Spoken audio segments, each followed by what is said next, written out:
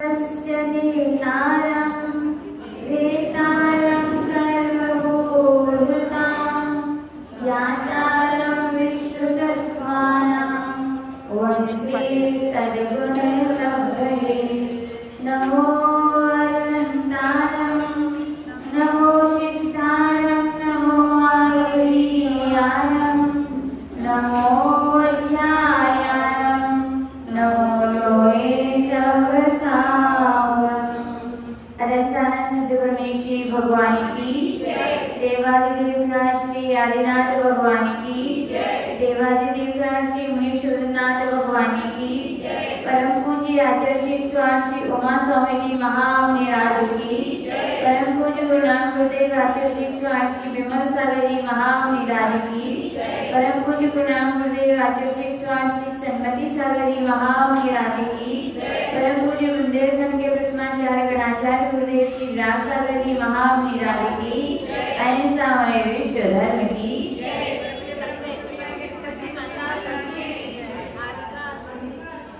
यहाँ पर हम सभी लोग पर्युषण पर्व की पावन बेला में और पर्युषण पर्व का आज उत्तम तप का 7वां दिन और क्रमशः एक अध्याय का वाचन का श्रवण करते हुए 7वें अध्याय का यहाँ पर प्रारंभ हो रहा है। यहाँ पर आचार्य भगवान ने 6वें अध्याय में कर्मों के आश्रय के बारे में कहा। तो शिष्य ने कहा, भगवान इतना सारा कर्मों का आश्रय रुके, हमें क्या करना चाहिए जीवन में? तो आचार्य भगवान कह रहे हैं, शुद्धोपयोग की जब तक प्राप्ति नहीं होती है, क्या नहीं होती है? शुद्धोपयोग की जब तक प्राप्ति नहीं होती तब तक अशुभोपयोग के गड्ढे से बचने के लिए हमें शुभोपयोग की सीढ़ियां चढ़ते रहना चाहिए। जब मंजिल आएगी तो पहुंच जाएंगे। सीढ़ियों प्रारंभ तो करते हैं, तो सीढ़ियों का नाम क्या है? शुभ आश्रय है। किन किन कारणों से अपन अशुभ से बच करके शुभ में लग सकते हैं, इसके विषय में आचार्य भगवान पहला सूत्र कह रहे हैं कि 5 पापों का क्या करिए? त्याग कीजिएगा। तो यहाँ पर सूत्र कह रहे हैं, हिंसा नितस्तेया ब्रह्म परिग्रहेभ्यो विरतिर्वृतम्।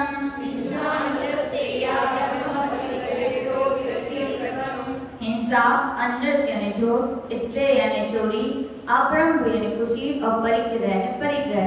इस प्रकार से 5 पापों के विरत होने को क्या कहते हैं? व्रत कहते हैं। ऐसा जानना चाहिए। शिष्य पूछ रहे, भगवान ये व्रत कितने प्रकार के होते हैं? तो आचार्य भगवान इसमें कह रहे हैं, देश सर्वतोनु महति। 5 पापों का जब एक देश रूप से त्याग किया जाता है तो उन्हें अनुव्रत कहते हैं। और आचार्य भगवान कह रहे हैं 5 पापों का जब नवकोटि से स्थूल और सूक्ष्म दोनों रूप से त्याग किया जाता है तो उन्हें महाव्रत कहते हैं। इस प्रकार से 2 प्रकार के व्रत होते हैं। कौन कौन से होते हैं? अनुव्रत और महाव्रत। ऐसा जानना चाहिए।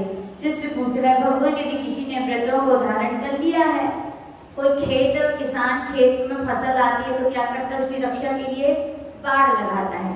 वैसे हमने व्रत ग्रहण कर लिए तो उनकी रक्षा के लिए हम क्या करें? तो आचार्य भगवान कह रहे हैं, व्रतों की रक्षा के लिए बाड़ बना लीजिए। उन बाड़ों का नाम क्या है? भावनाएं हैं। तो यहाँ पर सूत्र कह रहे हैं, ततस्थयार्थम भावना पंच। और प्रत्येक व्रतों की स्थिरता के लिए 5 भावनाएं आपको भानी चाहिए। भावना किसे कहते हैं? सुबह उठे बस पढ़ ली राजा राणा छत्रपति, होगी भावना? नहीं। एक बार पढ़ने का, 2 बार पढ़ने का नाम भावना नहीं। कितनी बार पढ़ने का?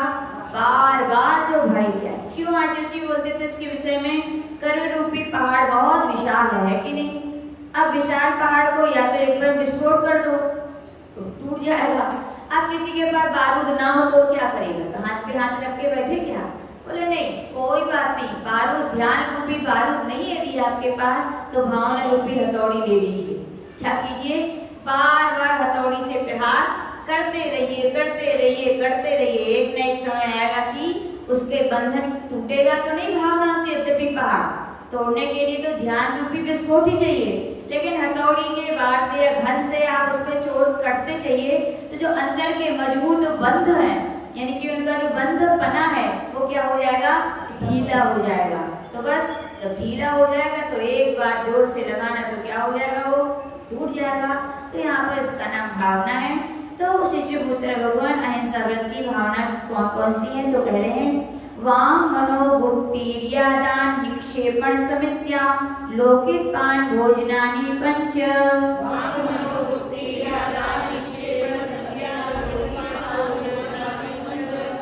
गुप्ति, गुप्ति ये द्विवचन है क्योंकि छोटा यदि ई होता तो एक वचन होगा। दो गुप्तियां ले ली यहाँ पर, मनोगुप्ति और वचन गुप्ति और मनोगुप्ति, यानी कि वचन गुप्ति का पालन करना चाहिए। वचन गुप्ति का पालन है मौन रहिए। इससे क्या फायदा होगा? क्योंकि आचार्य बोलते थे चाहे गुप्ति कहो चाहे सत्य अहिंसा आचार्य ब्रह्मचर्य जो कुछ भी है, जो व्रत है समिति है, वो सब किसकी है? अहिंसा रूपी व्रत की रक्षा के लिए है। हम बोलेंगे तो नियम से कोई ना कोई हिंसा होगी। तो आचार्य भगवान कह रहे हैं अहिंसा व्रत की भावना की यदि रक्षा करने तो क्या रहिए? मौन रहिए। सरल है क्या मौन रहना? हमारे संघ में कई माता जी महाराज ऐसे हैं, आचार्य यदि मौन में तो आचार्य उपवास दे दो, लेकिन मौन नहीं हो सकता हमसे। बोले हमारा तो मुंह ही दुखने लगता है, बोले मौन नहीं रह सकते। एक बार आचार्य विहर सागर जी का नाम सुना होगा। जब दीक्षा होती तो हम लोग के संघ में कुछ ना कुछ नियम दिए जाते हैं। तो जब उन लोग की दीक्षा हुई 1998 में, तो आचार्य ने कहा सबको मौन लेना है। तो बोले ठीक है। तो आचार्य बोले अपनी अपनी सुरक्षा से लो, जिसको जितना लेना है। तो किसी ने 1 साल का कहा, तो आचार्य ने कहा नहीं 6 महीने ठीक है बोले। तो किसी ने 2 साल का कहा, तो आचार्य ने 1 साल का कर दिया। जब आचार्य विहर सागर जी का नंबर आया तो उन्होंने अपना दिमाग लगाया। आचार्य जो जितना कह रहे सबका आधा कर रहे हैं। तो बोले अपन तो और आधा करो। तो बोले तो आचार्य और आधा कर लेंगे। तो उन्होंने दिमाग लगाया और बोले ठीक है आचार्य। सबका आचार्य ने 1 साल बोला, सबने तो उनका 6-6 महीने कर दिया। तो उनने भी लगाया कि अपन भी 6 महीने बोलो। तो आचार्य क्या करेंगे?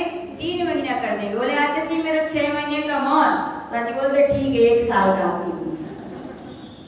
बोले गुरु है, किसको कैसी दवाई देनी है मरीज को गुरु वैद्य डॉक्टर ही जानते हैं, अपने आप कोई इलाज स्वयं से नहीं करता है। तो मौन आचार्य बोलते थे साधना बहुत बड़ी साधना है। मौन जो लोग रहते हैं ज्ञान अपने आप पता नहीं कैसे बढ़ता है उनका, वजन सिद्धियां भी हो जाती है और व्यर्थ के राग द्वेष से भी बचना है। तो क्या आराम से लोग कहते जरूर है बुद्धू है, कई लोग बोलते बुद्धू है और कई लोग बोलते बड़े अभिमानी है, जब देखो कुछ बोलना ही नहीं है। अब तुम कछु भी कहो भैया, लेकिन अपन को तो अपनी साधना करनी है, तो मौन रहना अच्छा। फिर कहते हैं मनोभुक्ति, मन में व्यर्थ के संकल्प विकल्प राग द्वेष की बातों को विराम दे देना। राग द्वेष होगा, भाव हिंसा होगी, तो अहिंसा व्रत का पालन नहीं हो पाएगा। तो आचार्य भगवान कह रहे हैं मन को भी शांत रखिए, केवल धर्म की बातों का विचार कीजिए, बाकी सबसे विराम कीजिए। फिर कह रहे आदान ईर्या समिति, कौन सी समिति? ईर्या समिति का होता है दिन के प्रकाश में प्रासु भूमि पर 4 हाथ दे करके प्रयोजन हो तो ही चलना, उसका नाम क्या है? ऐसा नहीं है मन फ्री बैठे चलो छत पे राउंड लगाओ, चलो इधर घूमा नहीं। साधुओं के लिए प्रयोजन कहा गया या तो जिनेंद्र भगवान के तीर्थ दर्शन या गुरु दर्शन, या वहाँ पे कहा गया श्रुत के अध्ययन के लिए वे साधुजन विहार करते हैं। चौथा कहा गया संलेखना समाधि का स्थान चयन करने के। इनके अलावा साधुजन व्यर्थ में घूमते नहीं है और दिन के प्रकाश में ही चलते हैं। सूर्य के प्रकाश में कैसी भूमि पर? प्रासु भूमि पर चलते हैं। जीव जंतुओं को देखकर कितने हाथ देखकर चलते हैं? 4 हाथ आपको बता ही चुके हैं। प्रत्येक मनुष्य अपने हाथ से 3.5 हाथ का होता है और एक हाथ यदि गिरा ऊपर हो जाएगा, यानी वो गिर भी गए धोखे से तो उन्होंने 4 हाथ जमीन को देख लिया है। तो जीव की हिंसा प्रमाद वहां पर नहीं होगा। तो आचार्य भगवान कह रहे हैं यदि ईर्या समिति का पालन कर रहे हैं तो क्या जीवों की विराधना नहीं हो रही है और हमारा भी व्रत पल रहा है। तो आचार्य भगवान कह रहे इससे नियम से क्या होगी? अहिंसा व्रत की रक्षा होगी। आदान निक्षेपण समिति, जब भी कुछ चीज उठाएं, आदान का अर्थ क्या होता है? लेना, और निक्षेपण का अर्थ रखना। तो साधुजन जब भी कोई चीज रखते हैं या उठाते हैं पहले देखते हैं और फिर पिच्छी से परिमार्जन करते हैं। क्यों? क्योंकि जीव यदि हो तो उनकी उनसे रक्षा हो जाए। आचार्य जी बोलते थे खाली पिच्छी हिलाने का नाम आदान निक्षेपण समिति नहीं है। आपके मन में ऐसा भाव भी होनी चाहिए कि मेरी ये समिति है, ये संबर का कारण है, ये हमारे मोक्ष में सहायक है, इसलिए हम ऐसा कर रहे हैं। यानी कि अंतरंग की भावनाएं भी होनी चाहिए और बाहर से आपकी परिचर्या भी होनी चाहिए। इसका नाम क्या है? आदान निक्षेपण समित्या, यानी 2 समिति। फिर कह रहे आलोकित पान भोजनानि पंच। आलोक अर्थ होता है सूर्य के प्रकाश में भोजन और पान ग्रहण करना। लेकिन भैया ध्यान रखना, केवल भोजन कौन सा होना चाहिए? ये नहीं कि कुछ भी खाओ, अरे बस इतना ही तो आएगा दिन के प्रकाश में कुछ भी खाओ। कुछ भी खाने से काम नहीं चलेगा, व्रती नहीं रहोगे, कुछ भी खाओगे। भक्ष्य मर्यादित जो चीजें उनको देख सोच करके दिन के प्रकाश में खाने का नाम क्या है? आलोकित पान है। यदि अभक्ष्य खा रहे हैं तो व्रती नहीं होगी। तो यहाँ पे क्या लेना है? भक्ष्य वस्तुओं को, शुद्ध मर्यादित वस्तुओं को दिन के प्रकाश में ही खाना पीना क्या कहलाता है? आलोकित पान भोजनानि। ऐसा करते हैं तो हमारे अहिंसा व्रत की क्या होती है? रक्षा होती है। शिष्य पूछ रहे भगवान सत्यव्रत की कौन सी भावना है? तो कह रहे हैं क्रोध लोभ वीरुद्ध हास्य प्रत्याख्यानान यन्वीचि भाषणं च पंच।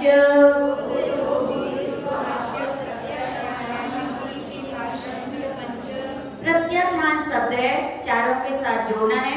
क्रोध प्रत्याख्यान, लोभ प्रत्याख्यान, विरुद्ध प्रत्याख्यान और हास्य प्रत्याख्यान। क्रोध जब आए तो उसमें नहीं बोलना चाहिए।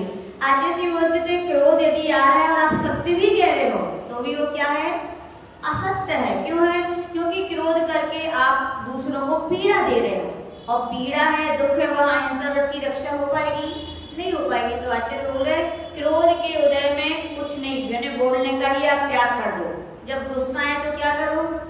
शांति से मौन लेके बैठ जाओ। माता जी महाराज जी हैं तो श्रावक है तो ठंडा पानी बढ़िया मुंह में रख लो, अपने आप क्या हो जाएगा? शांति हो जाएगी। लोभ प्रत्याख्यान, जब आपके लिए लोभ ज्यादा भावनाएं हो लोभ की तो क्या रहो?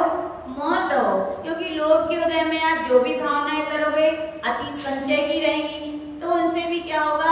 आप और द्वेष आदि परिणाम बढ़ेंगे। तो वहां भी आपके अहिंसा व्रत की रक्षा नहीं हो, सत्य व्रत आपका वहां पर नहीं रह पाएगा।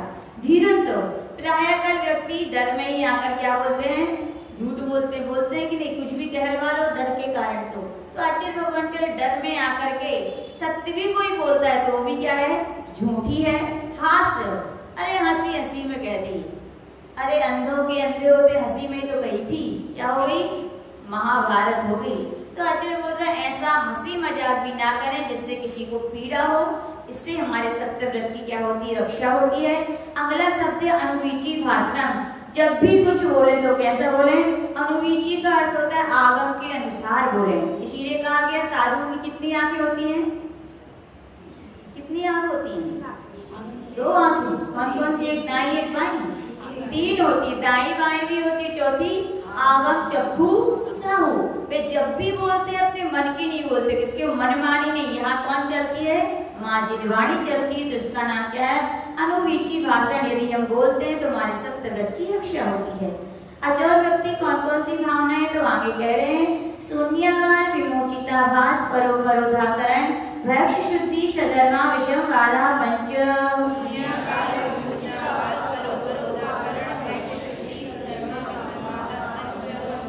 आचार्य भगवान कह रहे हैं यदि आपने के अचौर व्रत को पालन करना है तो कहाँ रहिए? शून्यागार, पर्वतों की गुफाओं पर, वृक्ष आदि में निर्जन स्थानों पे रहो जहाँ कुछ है ही नहीं है। वस्तु दिखती है तो भाव होते हैं लेने के, उठाने के, धरने के, कुछ है ही नहीं और रहो जंगलों में तो अपने आप अचौर व्रत की क्या हो जाएगी? रक्षा हो जाएगी। विमोचिताभास, दूसरों के द्वारा छोड़े गए उजड़े स्थान पर। अब भाई उजड़ा है, कुछ है ही नहीं है वहां भी, तो कहा गया भैया ऐसे स्थान पे रहो तो कुछ रहेगा ही नहीं, सब अपने उठा के ले गए, तभी तो उसे उजड़ा कहा है।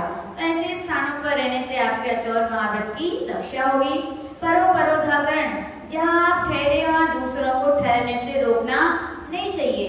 जैसे हम यहाँ रुके हैं, कोई भी संघ के साधु आ जाएं तो हम उन्हें मना नहीं कर सकते क्योंकि हमारा अधिकार थोड़ी है। लेकिन कई बार ऐसा हो जाता है, लेकिन ऐसा करना नहीं चाहिए। यदि ऐसा करते हैं तो भी क्या लगता है? अचौर महाव्रत में क्या दोष लगता है, क्योंकि ये सबका स्थान है और आपने रोक दिया तो विरुद्ध राज्यातिक्रम, विरुद्ध आपने क्या कर दिया? कार्य कर दिया, तो आपके लिए दोष लगेगा।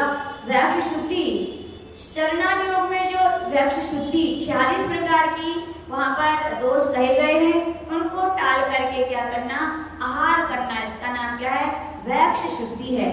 फिर है सधर्मा विसंवादा, साधर्मियों के तर्क के आपस में, ये मेरी पेंसिल, ये मेरा पेन, ये ऐसा नहीं होना चाहिए। हमारे संघ में एक अच्छी, बहुत अच्छी व्यवस्था है। जितने भी माता जी महाराज जी हैं, कभी भैया व्यक्ति की तेल विक्सवान चाहिए पड़ती है तो सबके पास अलग अलग नहीं है, एक जगह रखे, जिसको चाहिए तो ले लीजिए। ये व्यवस्था बहुत अच्छी है। तो आचार्य भगवान कह रहे ऐसी व्यवस्थाएं रहती तो साधर्मियों में वाद विवाद नहीं होते। यानी कि छोटी मोटी चीजों पर आचार्य जी बोलते हैं कितना भी कुछ हो, किसी की पेंसिल भी है, आपको मालूम है ये अमुक माता जी की, फिर भी क्या करो, पूछ के लो। क्या करो, मालूम है आपको कि उनकी है, फिर भी क्या करो, पूछ के लो। क्यों, जब तक बनती है तो कहते हाँ भैया आपकी चीज हमारी है, हमारी चीज आपकी, ले लिया करो। जिस दिन नहीं बनी, देखो पूछी तक नहीं, पूछ लेते तो कहते चलो जा तो क्या होता है, मन की परिणति बदलने में चेंज नहीं लगता। कैसे भाव ऊपर नीचे कब हो जाए, तो सीधा आचार्य श्री मारे बोलते हैं किसी का पेन कॉपी, यहाँ तक कि मारे किसी की पुस्तक में भी देखना है तो पूछ के देखो। झांक रहे हो तो बोले चोरी हो गई, क्या हो गई, कमंडल भी रखा है, जल चाहिए तो ऐसा नहीं हमारे कमंडल में नहीं है तो किसी का उठाया और चलते बड़ी, नहीं, पूछो पहले हम जल ले सकते हैं कि नहीं। ये तो हमारे आचार्य श्री भी कभी जल चाहिए पड़े तो पूछते थे, बुलाएंगे महाराज को, कमंडल में जल ले लेंगे आपसे। तो यानी खुद जब गुरु करते हैं तो अपने शिष्यों को भी छोटी छोटी बातों में आदेश बोलते, पूछने के संस्कार होने ही चाहिए। 10 समाचार विधियां होती है महाराजों की, माताजियों की, उसमें प्रक्षा, कुछ भी काम करे तो क्या पूछ ले। पूछने में क्या जाता है, पूछने में विनय गुण छिपा है कि नहीं, पूछने में वात्सल्य छिपा है, पूछने में अचौर है, पूछने में सत्य है, पूछने में अहिंसा है। और नहीं पूछ के किया तो सब कुछ है, सारे दोष हैं। तो आचार्य श्री बोलते थे पूछ लो, क्या जाता है भैया। फिर कह रहे ब्रह्मचर्य व्रत की भावना के लिए स्त्री राग कथा श्रवण, तन मनोहराम निरीक्षण, पूर्णता स्मरण, विशेष रस स्वाशरीर संस्कार त्यागा पंच।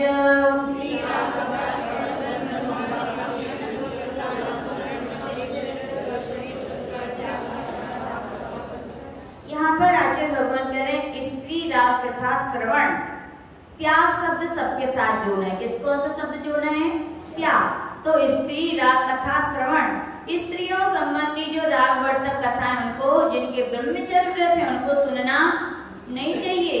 ब्रह्मचर्य व्रत नहीं भी थे, किसके नहीं थे, अंजना की जब शादी पक्की हुई थी कि नहीं, क्या किया था, मिश्र केसी आदि सहेलियों के साथ बैठी चर्चा कर रही थी, तो दूसरी ने किसी राजा की तारीफ कर दी और वो सुन रही थी।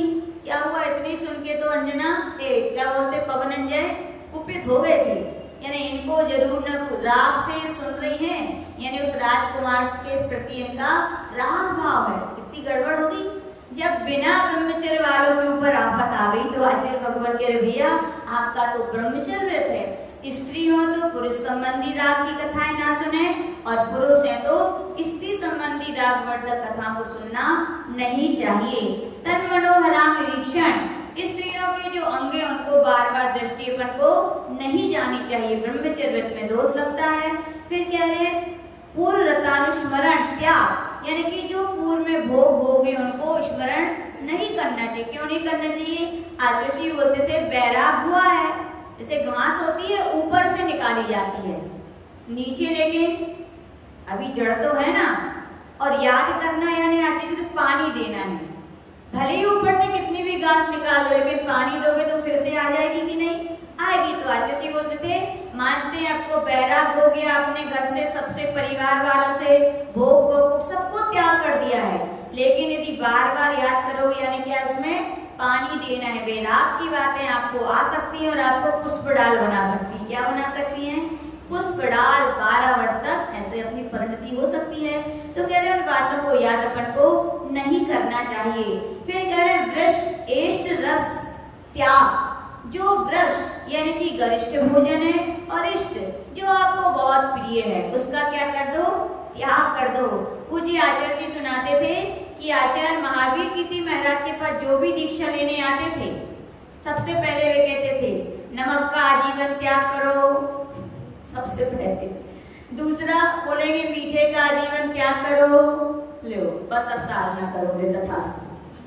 क्यों? सबसे सब कुछ हो, बस चोरनी का नमक ना हो तो सब कुछ बेकार है, और मीठा ना हो तो सबसे पहले बोले वो सुनाते अभी भी संभव सागर महाराज जी वो तो सुनाते, बोले हम लोग को आते देरी नहीं हुई थी और नमक का त्याग, और जिस दिन दीक्षा ली उस दिन भूरे का त्याग। और ऐसी आचार्य सन्मति सागर जी महाराज जी हम लोग को गाँव में जब मिले थे तो सुना रहे थे, बोले मेरी दीक्षा फाइनल हुई, जिस दिन दीक्षा हुई आचार्य विमल सागर जी ने कहा कि बेटा त्याग करो, सबसे पहले किसका?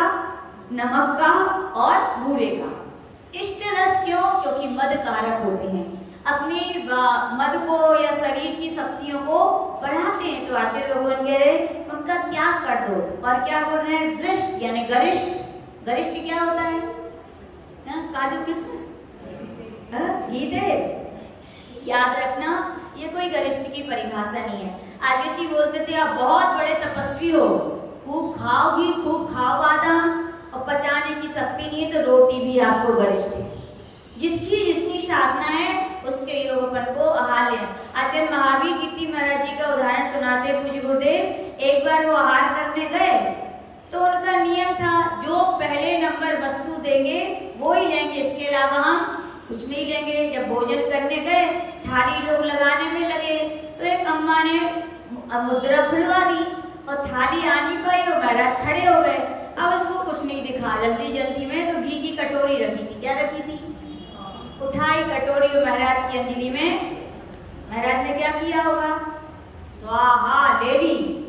फिर अंजलि बनाई, अब सबने बहुत सारी चीजें दी लेकिन महाराज का नियम था एक ही वस्तु, तो उन्होंने 3 अंजलि घी लिया और अंजलि छोड़ करके बैठ गए। इस दृश्य को एक पंडित ब्राह्मण देख रहे थे, उन्होंने सोचा जो घी खाते हैं वो अपनी इंद्रियों पर कैसे काबू करते होंगे, जरूर इनकी चर्या में दोष होंगे। उनके मन में ना जाने कितने सारे प्रश्न हो गए। उन्होंने कहा देखना चाहिए ये क्या करते हैं, इतना गरिष्ठ खाएंगे तो जरूर नींद ही आएगी, बोले जाके सो गई। लेकिन उन्होंने देखा जाके कि आचार्य महावीर कीर्ति महाराज शीर्षासन, शीर्षासन यानी सिर नीचे पैर ऊपर, 1 घंटा हो गया वो व्यक्ति देखता रहा, लेकिन महाराज वैसे 1 घंटा दो 3 घंटे तक महाराज शीर्षासन से सामायिक करते गए। वो व्यक्ति गया और उन्होंने हाथ जोड़ लिए, श्रद्धा से अपना मस्तक झुका लिए, बोले धन्य है ऐसे महाराज 3 अंजलि क्या भर पेट भी घी खाएं तो भी इनके लिए गरिष्ठ नहीं है। जिससे अपन को प्रमाद आए, अपनी क्रिया में मन ना लगे, वो जो भी आप दाल रोटी भी खा रहे तो भी वो क्या है आपके लिए गरिष्ठ है। तो आचार्य भगवान कह रहे खाली काजू किशमिश अकेले गरिष्ठ नहीं होते, आपकी साधना है तो बढ़िया खाओ आराम से, कोई दिक्कत नहीं है। तो आचार्य भगवान कह रहे इसका त्याग करना चाहिए। स्व शरीर संस्कार त्यागा, अपने शरीर का संस्कार भी क्या करना चाहिए? त्याग करना चाहिए। सबसे पहला इंटरव्यू होता है मोक्ष मार्ग का, कौन सा होता है? केस लॉन्च करो। क्यों करो? सारी सुंदरता चेहरे की किससे होती है? बालों से होती। सबसे वाला प्रैक्टिकल है सुंदरता हटाने का तरीका, क्या करो? केस लॉन्च करो भैया। क्यों? यदि बाल होंगे तो समारे जाएंगे, फिर कितने सारे विकल्प। तो आचार्य भगवान कह रहे हैं अपने शरीर का संस्कार यदि जो लोग करते हैं तो क्या करते हैं? अपने ब्रह्मचर्य में उनके दोष लगता है। तो इस प्रकार से अपन को ब्रह्मचर्य की रक्षा के लिए ये 5 बातों का ध्यान रखना चाहिए। परिग्रहता व्रत की भावना यहाँ पर कही जा रही है। मनोज्ञा मनोकेंद्रिय विषय राग द्वेष वर्जनानि पंच।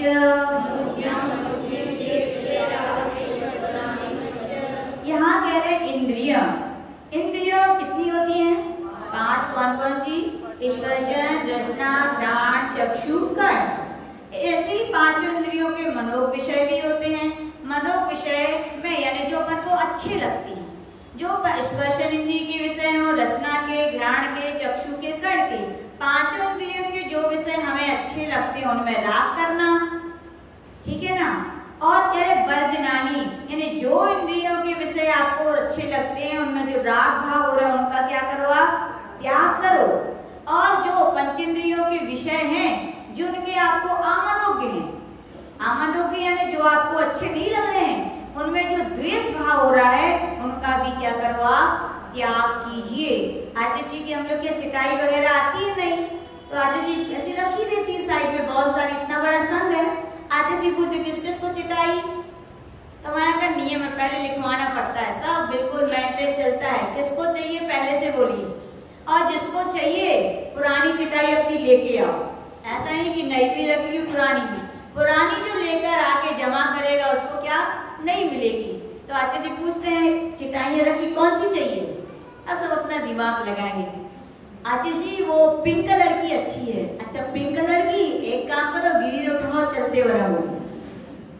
मोक्ष मार्ग में यही तो जीतना है। बोले पेंसिल भी आचार्य जी बोलते ले लो कौन सी चाहिए, और हमने मान लो अपनी पसंद की उठा ली, आके रखो ये बारी उठाओ और चलते बनो।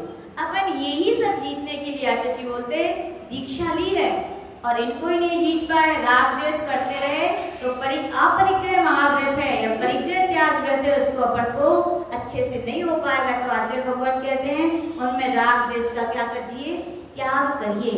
शिष्य पूछ रहे भगवान हिंसा आदि पापों से विरक्त होने के लिए क्या भावना भाई, तो कह रहे हिंसा जिसविहा मुद्रा पाया वत दर्शनम। कह रहे हैं हिंसा आदि 5 पापों जो व्यक्ति करता है उसका क्या होता है, तो यह यानी इस लोक में अमुत्र यानी परलोक में क्या होता है, अवाय अवध दर्शनम, शारीरिक और पारमार्थिक प्रयोजनों का बिगाड़ होता है और निंदा होती है। अपन देखते हैं कोई पाप करते हैं तो इस लोक में भी उन्हें दंड मिलता है, उनकी निंदा होती है, और परलोक में भी उन्हें नरक आदि गतियों में जाकर दुख भोग करना पड़ता है। तो आचार्य भगवान करे जो भी हिंसा आदि 5 पाप करता है उनको इहलोक में भी और परलोक में भी दुख निंदा तिरस्कार आदि उन्हें सहन करने पड़ते हैं। इसलिए जितना हो अपन को ये सब कामों से विरक्त होना चाहिए। शिष्य पूछ रहा है यदि नहीं विरक्त हुए तो क्या होगा, तो कहे दुख मेवा, सीधा सा हिंसा आदि पाप के बीज हैं, पाप के बीज का फल क्या होगा, दुखी होगा। तो बोले मत छोड़ोगे तो नियम से तुम्हें क्या होगा, असाता वेदनी कर्म का बंद होगा, और असाता वेदनी कर्म की वजह से किसकी प्राप्ति होती है, नियम से दुख ही प्राप्त होते हैं। तो आचार्य भगवान कह रहे हैं हिंसा आदि 5 पाप यदि करते रहोगे तो दुख का आपको भोगना पड़ेंगे। शिष्य पूछा है भगवान सम्यक दर्शन यदि किसी को हो जाए तो कैसी भावनापन को निरंतर भाते रहना चाहिए, तो यहाँ पर कह रहे हैं मैत्री प्रमोद कारुण्य माध्यस्थ्यानि च सत्य गुणाधिक क्लिश्यमाना विनेषु।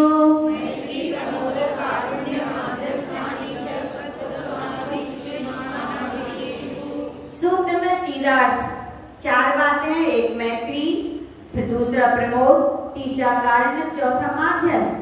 क्रमशः 4 शब्द के बाद भी 4 प्रकार की बातें कही गई, सत्य गुणाधिक क्लिश्यमान अविनेषु। तो सीधा सूत्र में अर्थ लगाएंगे सत्व जीव।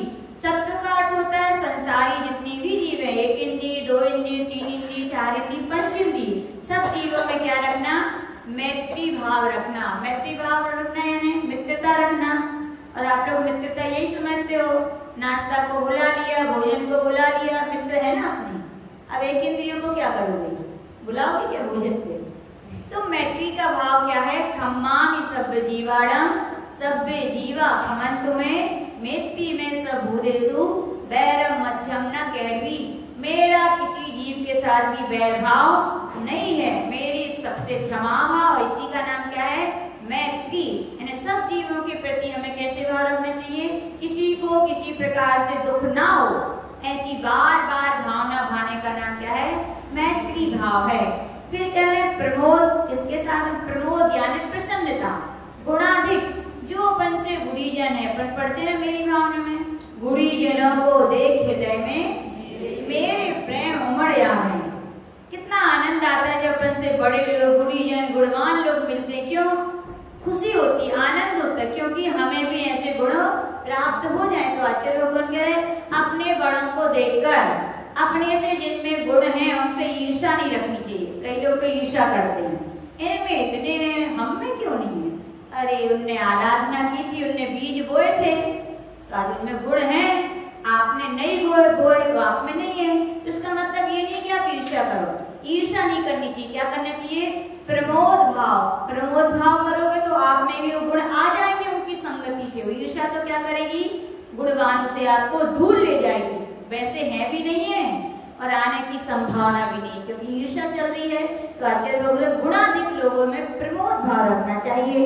फिर कह रहे हैं क्लिश्यमान। क्लिश्यमान का अर्थ होता है जो दीन दुखी हैं, असाधा वेदनी कर्म की वजह से जिनके जीवन में बहुत दुख है, उनके प्रति कैसे रखने, कारुण्य, क्या रखना चाहिए, करुणा भाव। कोई गरीब है, भूखा है तो भोजन करा दो, लेकिन दान कहलाएगा क्या? वो आहार दान हो गया क्या? आहार दान नहीं हो, क्या है? करुणा दान है। लेकिन याद रखना, कभी भी आचार्य जी बोलते थे, जो रोड पर लोग मंगाते हैं ना, भूखे हैं भोजन करा दो, बीमार है दवाई करा दो, कपड़े नहीं है कपड़े, लेकिन पैसे नहीं देना चाहिए, क्योंकि ऐसे लोग ज्यादातर पैसे ले जाकर उसका दुरुपयोग करते हैं। तो पीते हैं, पाप किसको लगेगा? कुछ ना कुछ अंश तो आपको भी लगेगा। तो आचार्य भगवान कह रहे हैं कि समान दुखी हैं तो उनके दुख को करुणा भाव रखो, उनके कष्टों को दूरपन को करना चाहिए। फिर कह रहे अविनयेषु, जो विनयवान नहीं है। विनय का अर्थ होता है शिष्य, शिष्य का अर्थ होता है जो शिक्षा को ग्रहण करे, और अविनय का अर्थ हो गया अशिष्य, यानी जो शिक्षा को ग्रहण ना करे। कई होते हम किसी के नहीं मानेंगे, जो करना है सो में करना है बस। अब उनके प्रति मध्यस्थ भाव रखो। क्या करो भैया, ना हमारा आपसे राग है, ना हमारा आपसे द्वेष है, बस काम से काम जय श्री राम को सब बोलते हैं लोग, कहावत है ऐसी। तो आचार्य भगवान कह रहे ऐसे जीवों पर जो सम्यक आदि गुणों से रहते हैं, जिनको समझाना शक्य नहीं है, वे अविनय कहलाते हैं। ऐसे जीवों के प्रति क्या रखना चाहिए? माध्यस्थ भाव, उपेक्षा भाव रखना चाहिए। शिष्य पूछ रहे भगवान और क्या भावनाएं मानी चाहिए? तो कह रहे हैं जगत काय स्वभाव व संवेग वैराग्यार्थम। जगत यानी संसार से के प्रति संवेग भाव माना चाहिए। कैसा भाव होना चाहिए? और काय के प्रति वैराग भाव, यानी कि संवेग भाव का अर्थ होता है संसार शरीर भोगों से विरक्ति के भाव। भाव भैया, विरक्ति के भाव भावोगे तो विरक्ति आएगी, विरक्ति आएगी तो विरक्ति का मार्ग जो मोक्ष मार्ग है वो आपका प्रशस्त रहेगा। ने संसार से विरक्ति की भावना अपन को, संसार में सुख है क्या? नहीं है। संसार की वस्तु में सुख है क्या? यदि होता तो तीर्थंकर जैसे महाज्ञानी महापुरुष छोड़ते क्या? नहीं है, तभी तो छोड़ा है ना। तो ऐसे चिंतन करना। और शरीर के विषय में भी क्या चिंतन करना? शरीर को जितना उसकी सेवा करेंगे तो क्या होगा? पोषत तो क्या बोलते हैं वैराग भाव में, जितना उसको पोसेंगे तो क्या होगा? उतना दुख उत्पन्न करेगा, और जितना उसको शोषित करेंगे तो क्या होगा? उतना ही उसे अपनी साधना होगी। शरीर को सेवक मानो, क्या मानो? लेकिन अपन लोग क्या, वो अपन को सेवक बनाए। वो कहते हैं चलो ठंडा खाना है तो हाँ जैसे भाई तैयार, फ्रिज घर घर है। वो कहता है गर्म खाना है तो गैस तैयार है। वो कहता है हवा चाहिए तो सब तैयार है। आप नौकर हो कि वो नौकर है? बोलो बोलो, आप नौकर हो। तो ये बताओ शरीर के सेवक क्या अशरीरी बन पाएंगे क्या कभी? हाँ, आप शरीरी बनना है तो शरीर को अपना सेवक बनाओ। सेवक का मन ये नहीं है कि उसकी कुटाई पिटाई करो। सेवक का अर्थ है जितनी अपनी साधना में है उतना सहयोग करो, और जितना नौकर को देना पड़ता है, गाड़ी चलानी है तो उतना पेट्रोल तो देनी पड़ेगा, उतने ही दो, इससे ज्यादा नहीं दो। तो आचार्य भगवान कह रहे शरीर के स्वभाव का भी चिंतन करना है, वैराग है, ऐसा करना चाहिए।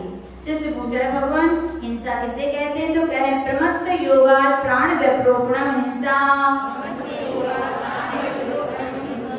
प्रमाद के योग से, प्रमाद यानी आयत्नाचार मन वचन काय की प्रवृत्ति से, प्राण को व्यपरोपणम द्रव्य प्राण या भाव प्राणों का वियोग करना क्या कहलाती है? हिंसा कहलाती है। आचार्य भगवान कह रहे हैं प्रमाद है, भले ही जीव नहीं था, कोई हिंसा नहीं हुई, फिर भी दोष लगेगा। और कोई देख करके चल रहे हैं, भावना है कि हमसे कोई जीव मर ना जाए। अब बूढ़े हैं, वृद्ध हैं, या देख के चल रहे थे लेकिन नहीं देख पाए, जीव आ गया तो हिंसा का दोष लगेगा क्या?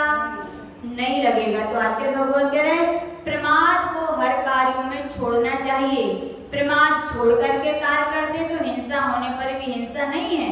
और यदि प्रमाद भाव है, भले ही जीव मरे या ना मरे लेकिन आपको हिंसा का दोष लगेगा। तो कह रहे प्रमत्त भाव यदि आपके निरंतर चल रहे हैं तो निरंतर आपसे क्या हो रही है, हिंसा आपसे होती है, ऐसा जानना चाहिए। शिष्य पूछे भगवान झूठ किसे कहते हैं, तो कह रहे असदविदान मन्यतम। प्रमत्त योगा शब्द सब में जोड़ते जाओ। प्रमत्त के योगों से जीवों के लिए जो दुख कारक असत्य रूप वचन बोलना क्या है, असत्य है, झूठ है। सत्य भी वचन यदि किसी को पीड़ा कारक है तो वो भी क्या है, क्या है, वो झूठ है भैया।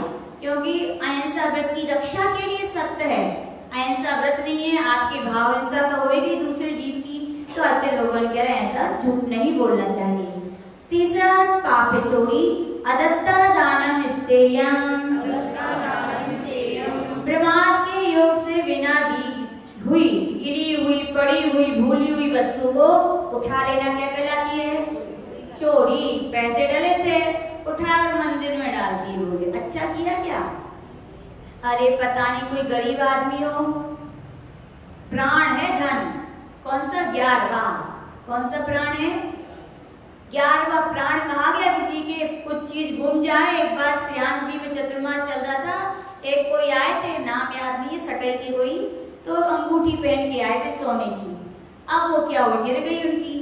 अब तो ऐसा रोए आती वो त्याचशी, यदि अंगूठी नहीं मिली तो वहां तो प्राण ही निकल जाए। अरे तो यानी कि 11वां प्राण कहा गया धन के लिए, जिसकी गिर गई पैसे और आपने उसमें डाल दिए, क्या होगा, उसका तो मन संक्लेशित होगा, पता नहीं वो किस जरूरी कार्य के लिए ले जा रहा था। तो आचार्य बोलते थे डले हैं सो डले रहने दो, लेकिन उठा के मंदिर में नहीं डालना। लेकिन आपको मालूम है अमुक व्यक्ति के हैं तो उठाकर उसको देने में कोई दोष नहीं है, लेकिन मंदिर में डालना भी क्या है, चोरी है, क्योंकि उससे उसका मन संक्लेशित हुआ। मन संक्लेशित हुआ तो हिंसा हो गई, प्रमाद हो गया, तो आचार्य भगवान कह रहे आपको चोरी लगेगी। खुशी किसे कहते तो कह मैथुन ब्रह्म, मैथुन यानी कि कुचेष्टाओं को आदि को क्या कहते हैं, अब्रह्म यानी कुशील कहते हैं। और अपन 4थे अध्याय में पढ़ चुके हैं, केवल स्पर्शजन्य कुशील नहीं होता है, यानी कायजन्य कुशील नहीं होता, स्पर्श से भी होता है, रूप से भी होता है, शब्द से भी होता है और मन से भी प्रविचार होता है। तो ऐसा समझना चाहिए। परिग्रह किसे कहते हैं, तो मूर्छा परिग्रह। मूर्छा भाव होना क्या है, परिग्रह है। संग्रह करने का नाम, आपके पास पुण्य की वजह से बहुत सारी वैभव है, उसका नाम परिग्रह है क्या, उसका नाम परिग्रह नहीं है। जो कुछ है उसमें मूर्छा रखने का नाम, आसक्ति होने का नाम क्या है, परिग्रह है। एक चक्रवर्ती भी मूर्छा ना होने से घर में बैरागी हो सकता है, आप परिग्रही हो सकता है, या परिग्रह परिमाण व्रत वाला हो सकता है, लेकिन एक गरीब भी आसक्ति होने से परिग्रहवान हो सकता है। ऐसा मूर्छा भाव को परिग्रह जानना चाहिए। शिष्य पूछ रहे भगवान व्रति किसे कहते हैं, निशल्यो व्रति। तो कह रहे शल्य 3 प्रकार की होती है, कौन कौन सी, माया, मिथ्या और निदान। तो आचार्य भगवान कह रहे जैसे शल्य अपने शरीर में चुभ जाए, कांटा, शल्य यानी कांटा, तो अपन को शांति आनंद नहीं देता, वैसे ही आचार्य भगवान कह रहे हैं 3 बातों में से कोई भी बात अपने अंदर है तो अपने लिए भी व्रतिपना होने वाला नहीं है। तो आचार्य भगवान कह रहे तीनों प्रकार की शल्यों से अपन को क्या रहना चाहिए, बचना चाहिए, चाहे माया हो, चाहे मिथ्या हो, चाहे निदान हो। लेकिन आचार्य जी इसमें कुछ अंतर बताते थे, हमें उसको स्मरण नहीं है, क्योंकि माया कसाय और माया शल्य दोनों एक नहीं है, क्या है, अलग अलग है। ऐसी मिथ्यात्व एक गुणस्थान और मिथ्यात्व शल्य दोनों क्या है, अलग अलग है। और एक निदान शल्य और एक निदान आर्त ध्यान, दोनों में बहुत बड़ा अंतर है। आचार्य जी शायद क्या बोलते थे, हम इसका स्मरण अभी नहीं है, तो बाद में कोशिश करेंगे। फिर आचार्य भगवान यहाँ पर कह रहे भगवान व्रति कितने प्रकार के हो सकते हैं, तो कह रहे अगार यनगारश्च। व्रति 2 प्रकार के होते हैं, अगारी और अनगारी। तो शिष्य पूछ रहे भगवान अगारी कौन होते हैं, तो कह रहे अणुव्रतोगारी, जो ग्रस्त हैं और अणुव्रतों का पालन करते हैं, ऐसे सम्यक दृष्टि जीव क्या कहलाते हैं, अगारी कहलाते हैं। हो गया क्या सूत्र? 21। अब यहाँ पर कौन कौन से यहाँ पर सप्तशील व्रत होते हैं? तो यहाँ पर आचार्य भगवान कह रहे हैं दिग्देशा नर्थदंड विरति सामायिक प्रोसदोपवासो भोग परिभोग परिवाणा तिथि संविभाग व्रत संपन्नश्च।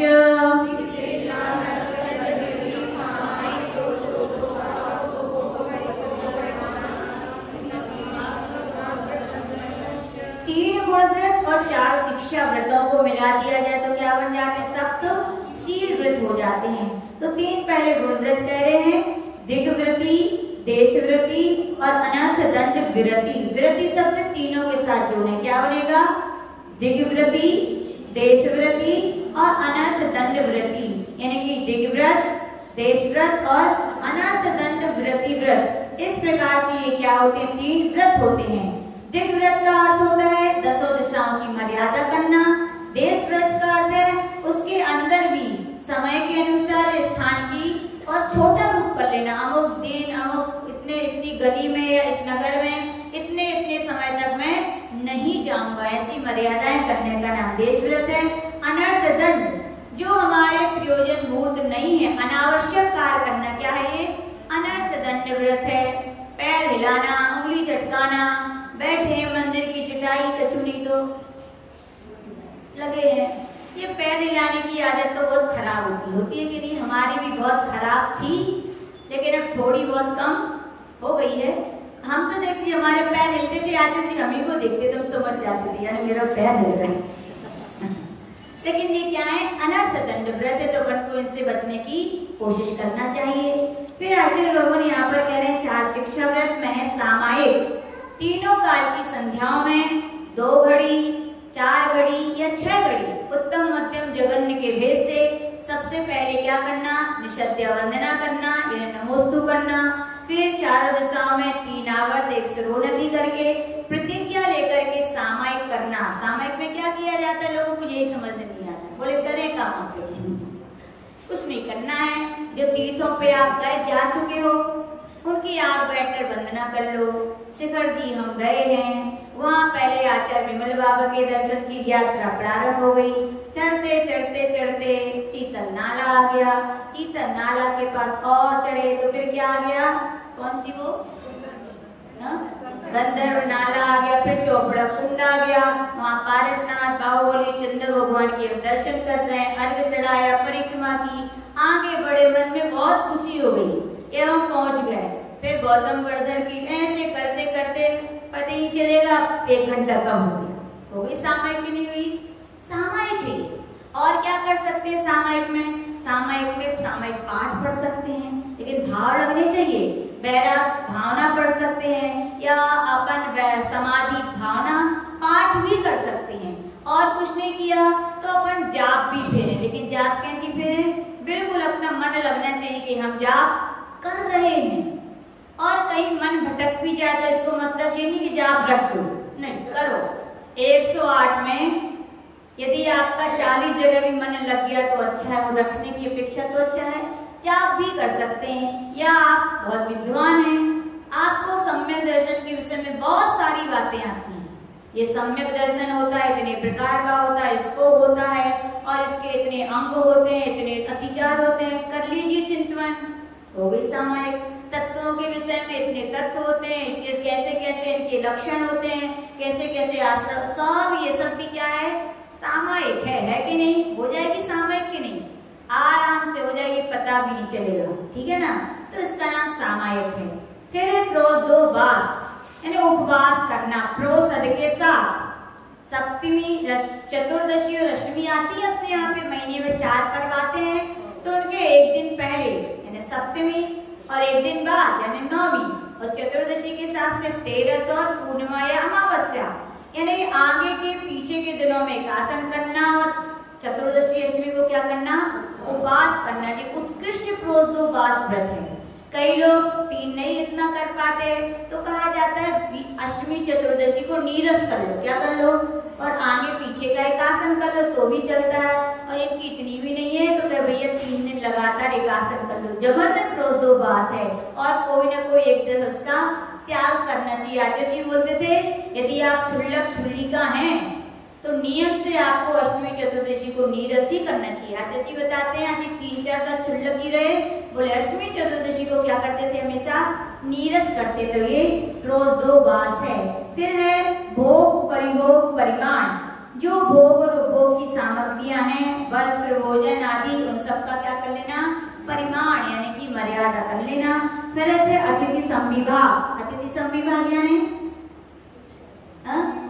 अतिथि संविभाग यानी आप व्रती हैं और नहीं है भी व्रती, फिर भी नियम ले लिया अतिथि संविभाग हमारा व्रत है, महीने में हम, हफ्ते में हम, हर हफ्ते 3-4 दिन हम शुद्ध भोजन बनाएंगे और करेंगे। और शुद्ध भोजन बनाओगे तो क्या करना, बस जो बाहर जाना अपने घर और भावना करना भरत चक्रवर्ती की तरह। उसका तो नियम था रोज का, संत ना भी हो तो भी और हो भी, भगवान यदि मेरे पुण्य की वजह से कोई महाराज माता जी आ जाते तो मेरे हाथों की शोभा बढ़ जाती, मेरे घर घर कहलाता, ऐसी भावनाएं करके। और है महाराज तो पड़गा लो, और नहीं है तो अपना आके भोजन कर लो। ये क्या हो गया, पुण्य मिलेगा कि नहीं, इतने ही पुण्य मिलेगा जितने 2.5 दीप में, पूरे तो नहीं कहेंगे 3 कम 9 करोड़, क्योंकि छठे गुण स्थान बढ़ती है हार करते, बाकी तो करते ही नहीं है। तो जितने मुनि महाराज माता जी हार को निकले हो, सबका आपको क्या मिल सकता है, पुण्य मिल सकता है। लेकिन इतनी समझ है कहाँ लोगों में, प्रमाद में जी रहे हैं सब लोग, कौन करे, है ना। लेकिन बुंदेलखंड में आज भी कितने सारे व्रती लोगों के नियम हैं, महाराज हो या ना हो, व्रती है तो बनता ही है 16, और अव्रती लोग भी नियम लिए हैं कि हफ्ते में हम 3-4 दिन शुद्ध भोजन बना के करेंगे और ऐसी भावनाएं भाएंगे। तो इसी का नाम क्या है, अतिथि। कितना पुण्य कहा जाता है, जैन धर्म भाव प्रधान है, क्या है, भाव से ही व्यक्ति कितना पुण्य कमा सकता है। लेकिन ज्ञान हो और प्रमाद छोड़े तो सब संभव है, और नहीं है तो बस अपनी पेट पूजा करके लोग मस्त हैं दुनिया में। फिर आगे तो इस प्रकार से अपने यहाँ 7 शील व्रत कहे गए।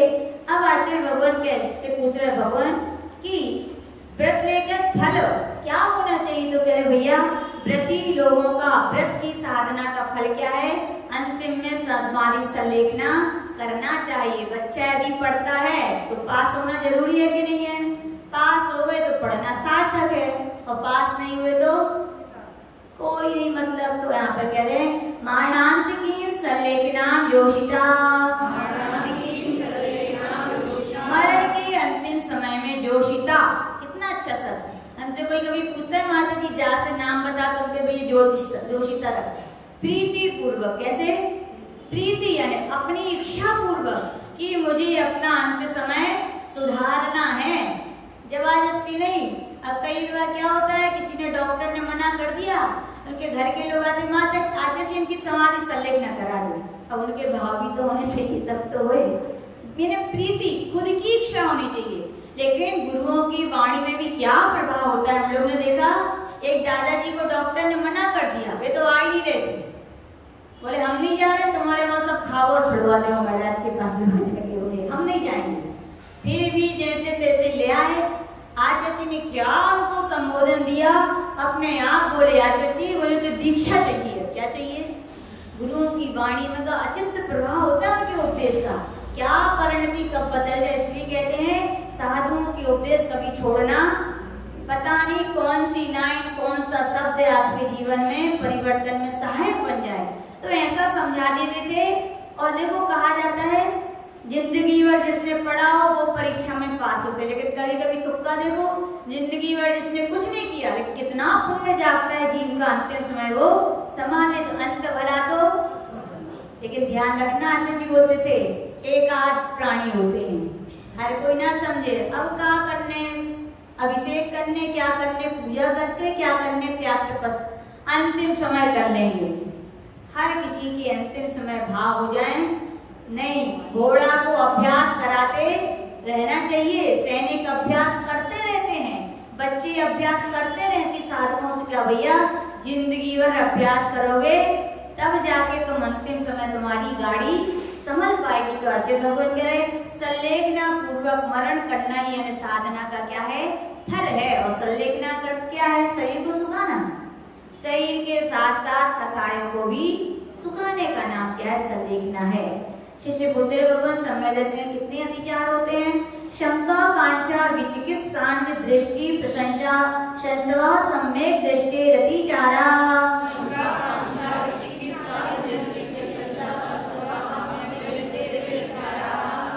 शंका जयंत देव के द्वारा कहे हुए तत्वों में क्या करना, संदेह करना।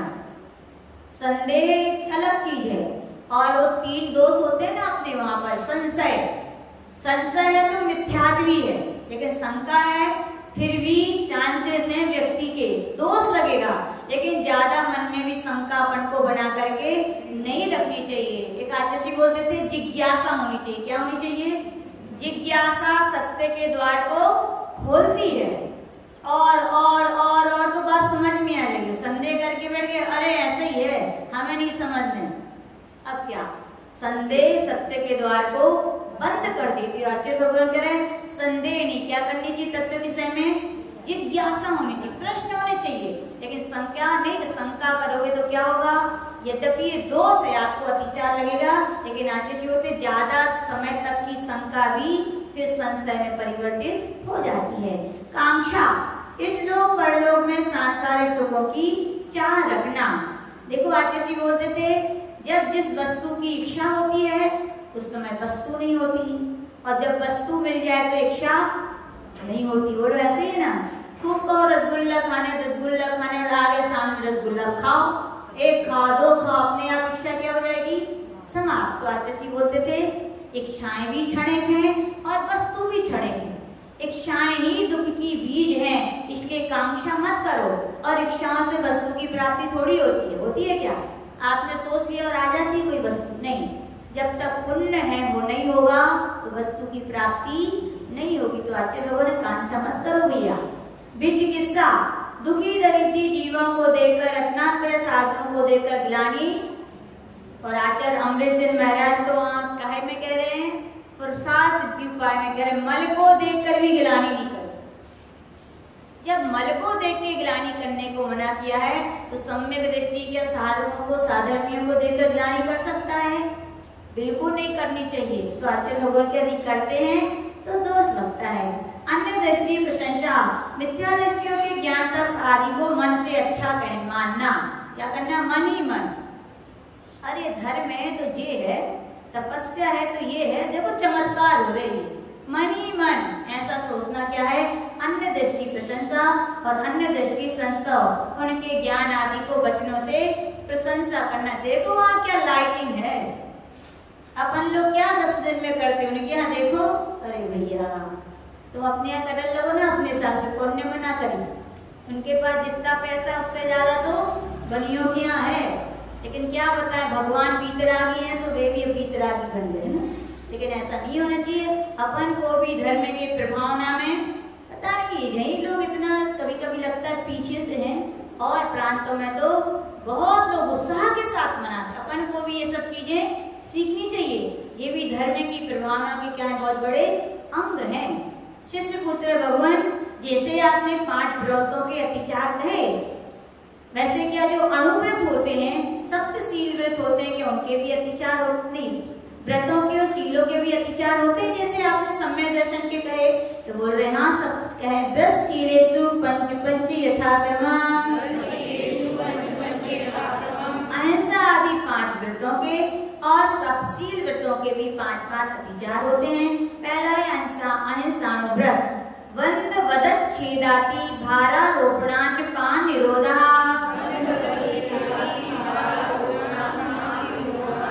बंद यानी कि रस्सी साकल से उन्हें पिंजरा बांध देना। जिनके अहिंसानुव्रत हैं वे ऐसा नहीं कर सकते हैं, ध्यान रखें। दूसरा है वध। वध का अर्थ ये नहीं कि प्राण से मार दोगे तो व्रत ही रहा।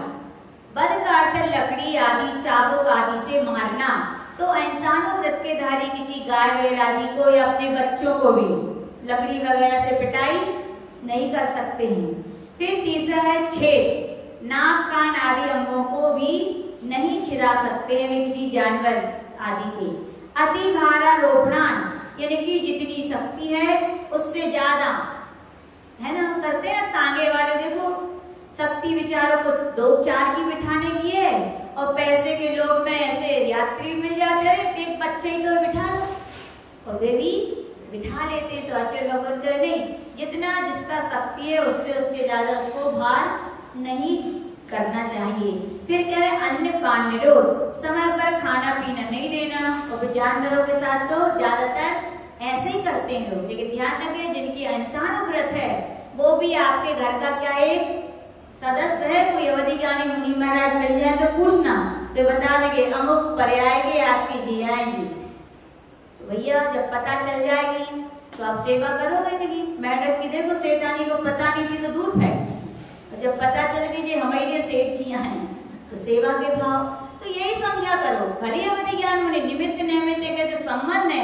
आपके घर में कोई पशु है तो नियम से पूर्व होगा आपका ही कोई ना कोई अपना है, उसकी भी अच्छे से खाने पीने की व्यवस्था दे दो भैया, क्या जाता है अपना।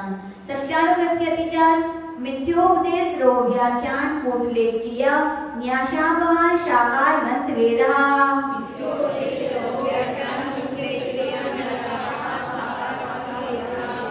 झूठा उपदेश देना, और आजकल तो यही जमाना है, कोर्ट कचहरी में जाओ अंधा कानून, झूठ बस गवाही होनी, झूठा उपदेश, झूठी गवाही देना। ऐसा सत्यानुव्रत का धारी ऐसा झूठी गवाही नहीं दे सकता है।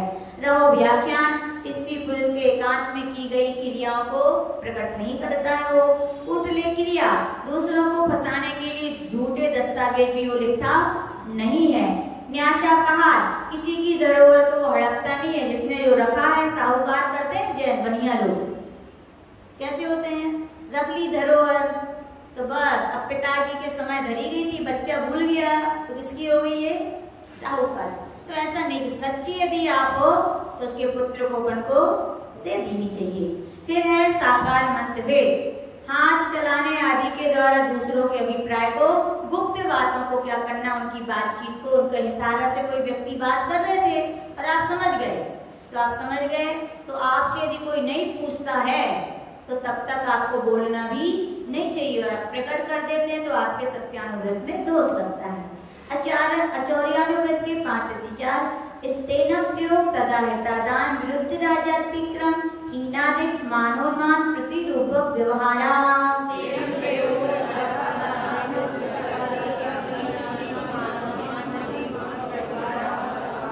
स्तेन प्रयोग, चोरी के प्रयोग की प्रेरणा देना, ऐसे करना बेटा, ऐसे जाना, पापा का पैंट वहां टंगा है धीरे से निकाल लाना, या मम्मी का पर्स वहां रखा है धीरे से निकाल लाना। आचार्यानुव्रत के धारी महिलाएं प्रतिमाधारी हैं तो ऐसे काम ना करें, और नहीं भी है तो भी ना करें, लेना है अपन को, अभ्यास करो। फिर है क्या, तदा हितादान, चोरी की वस्तु को खरीदना। अब जो सीपल सब दुकानों पे 20 रुपए में मिल रहा है और एक दुकान वाला 10 में दे रहा है, चलो यही सस्तो खरीद लाएं, मत खरीदो। क्यों, इतना कोई बुद्धू थोड़ी है 20 रुपए की चीज 10 में, यानी पक्का वो चोरी का है या चढ़ा हुआ निर्माल है, तो ऐसा अपन को खरीदना नहीं चाहिए। विरुद्ध राजातिक्रम, राजा के विरुद्ध, राजा का विरुद्ध यानी अपने घर के जो अपने नियम हैं, अपने कानून है, अपने समाज के, या हम लोग संघ में रहते हैं अपने संघ के, उनके विरुद्ध कभी चलना नहीं चाहिए। हीनादिक मानोन्मान, लेन देन के बांध तराजू और लीटर वगैरह में कम बड़ी करना। क्या लगा देते हैं कोई सील, क्या सील लगा देते हैं वो लोहे की, जब लेते हैं तो हटा देते हैं और देते हैं तो लगा देते हैं, पता नहीं इतना सब बच जाता है तो कौन सा बड़ा हमको फायदा हो जाता है। लेकिन कर में तो कितने सारे बन जाते हैं, वैसा नहीं करना चाहिए। प्रतिरूपक व्यवहारा, कीमती वस्तु में कम कीमत की वस्तु मिला देना। पेड़ा खाते हो ना बाजार के, हम लोग ने तो साक्षात देखा, आलू और अखरोट मिलाते हैं मावा में और उन्हीं के बेच देते और आप घर ला के बढ़िया पेड़े बना के खाते हो। क्या रात्रि भोजन त्याग है, अरारोट मिला है, क्या हो गया, अन्न है, और आलू मिले तो अमक्ष है। तो बजाय तो ऐसी चीजें अपन को मिलानी भी नहीं चाहिए। और जो लोग फिर और क्या करते हैं, लोग काली मिर्च में क्या मिलाते हैं? पपीते के बीज। और लाल मिर्ची के पाउडर में वो मिट्टी लाल। तो ऐसा मिलावट के काम आचौर्यानुव्रतधारियों को नहीं करने चाहिए। फिर ब्रह्मचर्यानुव्रत के अतिचार, पर विवाह करने तरीका, परिगृहीता परिगृहीता, गमनानंद क्रीड़ा, काम तीव्र विनिवेशा।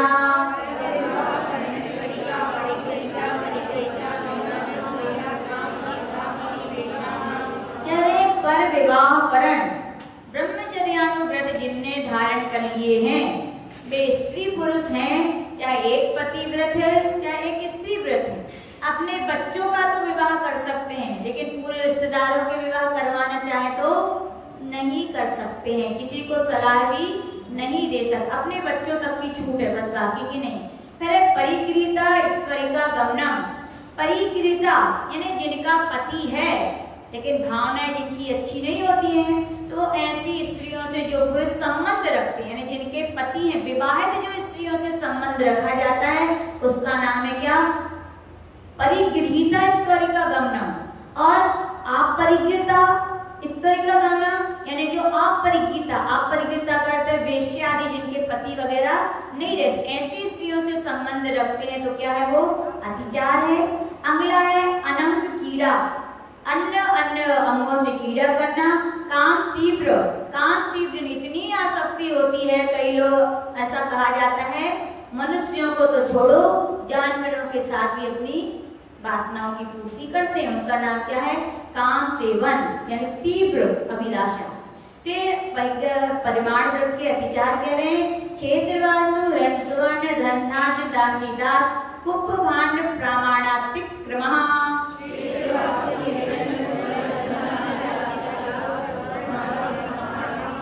कई पुस्तकों में भांड होता है, कहीं पर नहीं होता। लेकिन आचार्य के पास एक श्री भूगोल है, आचार्य कुमुदचंद्र महाराज का एक ग्रंथ है। एक डब्बा रहता है, उसमें 64 खाने होते हैं और उसमें बहुत सारे अंक लिखे रहते, गिनती। उससे ही इतने सारे ग्रंथ निकल जाते हैं, बता नहीं सकते, हर किसी को लेकिन नहीं आता। उसकी कोई विधि होती है, पद्धति होती है। हम लोग को इंदौर के चतुर्मास में इंदौर के पंडित जी सिखाने आए थे, थोड़ा बहुत तो देखा था, फिर लेकिन बहुत कठिन लगा हम लोगों को, तो छोड़ दिया। लेकिन आचार्य जी ने देखा ऐसे लाइन पढ़ो हर पेज की, पूरा भक्तांबर जी निकलता था। आड़े पढ़ो तो एक ग्रंथ, यानी कि पूरा हमें लगता है जितनी अपने यहाँ के ग्रंथ है कुमुदचंद महाराज ने पूरे वो गणित के आंकड़ों में पूरे ग्रंथ उसमें समा दिए थे। तो आचार्य जी बताते हैं उस ग्रंथ में जब सूत्र मिला तत्वा सूत्र का ये वाला, तो उसमें भांड था। तो इसलिए आचार्य जी बोलते भांड भी अपन को बोलना चाहिए, क्योंकि प्रमाण मिल गया कि है तो भांड भी चलता है। तो यहाँ पर कह रहे हैं अतिक्रमा प्रमाण, जो आपने 10 प्रकार की वस्तुओं का प्रमाण कर लिया उसका अतिक्रम कर देना यानी बढ़ा लेना। तो क्या करना? क्षेत्र प्रामाणिक्रम यानी क्षेत्र यानी खेत। आपने जितने खेत की मर्यादा नहीं थी इतने एकड़ की, तो आप क्या करना? उसको बढ़ा लेना। तो ऐसा नहीं करना चाहिए। वास्तु मकान की मर्यादाओं को बड़ा उल्लंघन करना। हिरण्य का अर्थ होता है चांदी, जितनी चांदी की मर्यादा नहीं थी तो उसका उल्लंघन नहीं करना चाहिए। सुवर्ण का भी उल्लंघन नहीं करना चाहिए। धन धान, धन का अर्थ क्या होता है? आज के समय में रुपया पैसा, लेकिन पहले के समय में यहाँ तो आई अकेली धनवान है और बाकी सब क्या है? निर्धन है, क्योंकि उनके घर गाय भैंसे हैं, तो जिनकी होती थी वो धनवान कहलाते थे। और धान्य यानी अनाज, जो आपने इनकी मर्यादा की उनका उल्लंघन नहीं करना चाहिए। दासी दास नौकर नौकरानी का जो प्रमाण किया उसका उल्लंघन ना करें। कुप का अर्थ होता है क्या? वस्त्र, और भांड का अर्थ होता है बर्तन। जो इनकी मर्यादाएं उनका उल्लंघन ना करें। अब कोई पूछे माता जी इतने सोने का चांदी का नियम लिया, जब घड़ा निकल आए तो क्या करें? क्या करो? दान करो ये करो। फिर दिग्व्रत के अतिचार करें। ऊर्ध्वा 10 प्रिय व्यतिक्रम क्षेत्र वृद्धि स्मृत्यन तराधानानि।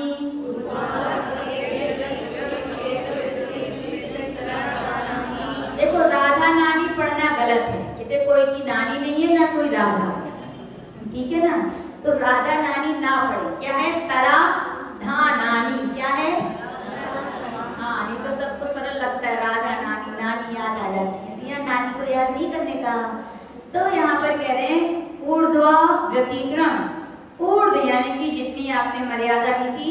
उल्लंघन नहीं करना। फिर कह रहे हैं अधा प्रतिक्रम, नीचे जितनी मर्यादा ली थी आपने उसके नीचे नहीं जाना, और चले जाते हैं तो दोष लगता है। फिर त्रियक यानी कि बाहर आठों दिशाओं की भ्रमण करना का नाम त्रियक है, उसका जो मर्यादा ली उसको नहीं कर मतलब उल्लंघन नहीं करना चाहिए।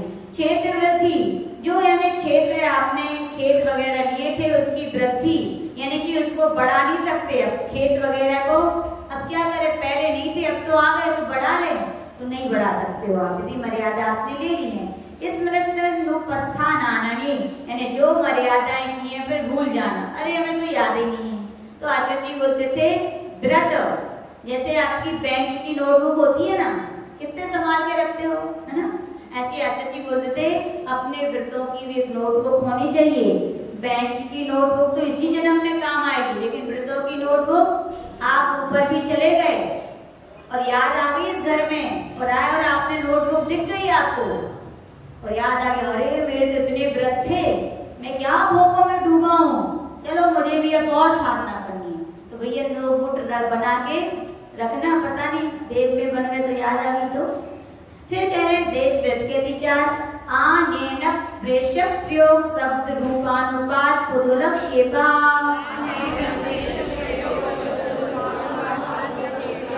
जिन पुस्तकों में शब्द लिखा है वो बड़ा दा कर ले, शब्दा है, क्या है वो, शब्दा प्रयोग, शब्दा शब्द क्या है, हाँ शब्दान, हाँ तो शब्द ही तो है, ठीक है ठीक है। तो यहाँ पर करें आनयन, यानी कि आपने जो देश व्रत की मर्यादाएं की हैं कि हम इस गली से नहीं जाएंगे, अब क्या करना, मर्यादा के बाहर के क्षेत्र की वस्तु को किसी के द्वारा, अब हम तो नहीं जा रहे भैया तुम ला दो, तो क्या होगा ये अतिचार, ऐसा नहीं करना चाहिए। प्रेषक प्रयोग, कारवश नौकर आदि को भेज करके, अब कोई कार आया भैया तुम कर लो ये, तो ऐसा अपन को नहीं करना चाहिए। शब्दानुपात, कोई अपनी नहीं समझ रहा है तो खास करके अपन को करते हैं ना, तो ऐसा नहीं करना चाहिए। रूपानुपात, मर्यादा के बाहर रहने वाले आदमियों को रूप दे इशारा करके आंखों से अपना काम करवाना नहीं करना चाहिए। पुद्गल से, और कोई ने नहीं उठाया तो उठाया कंकड़ मार के देखो इधर तो देख लेगा अपना, ऐसा अपन को नहीं करना चाहिए। अनर्थ दंड व्रत के विचार कंदर्प गौतकुच मौखर्या समीक्षाधिकरणो भोग परिभोगा नर्थक ज्ञानी।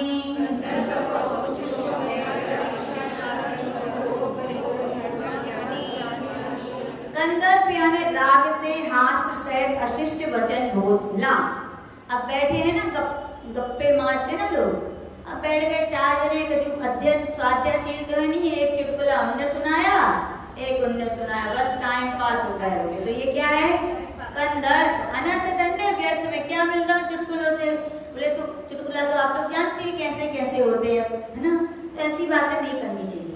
कौतकुच, हास्य और अशिष्ट वचन के साथ शरीर से कुछ चेष्टाएं करना, हंसते भी जा रहे हैं और किसी की नकल उतारते जा रहे हैं, तो ये क्या है कौतकुच। मौखर्य, दृष्टता पूर्वक आवश्यकता से अधिक बोलना, जहाँ आपकी जरूरत नहीं है फिर भी कई लोग होते हैं शुरू हो जाए तो चुप करना बड़ा मुश्किल होता है कई लोगों को, तो ये क्या है मौखर्य। असमीक्षाधिकरण, यानी कि बिना प्रयोजन मन वचन काय की अधिक प्रवृत्ति करना, जितनी शक्ति भी नहीं होती कई लोगों की फिर भी टेंशन कितना करते हैं कि और बीमार हो जाते हैं कि नहीं, फिर वचन भी शक्ति नहीं है फिर भी बोलते जाते हैं, और काय की भी शक्ति नहीं है, शक्ति से अधिक अनावश्यक कार्य जो किए जाते हैं वो असमीक्षाधिकरण है। उपभोग परिभोग नर्थक्य, भोग और उपभोग के पदार्थों का जरूरत से अधिक रख लेना।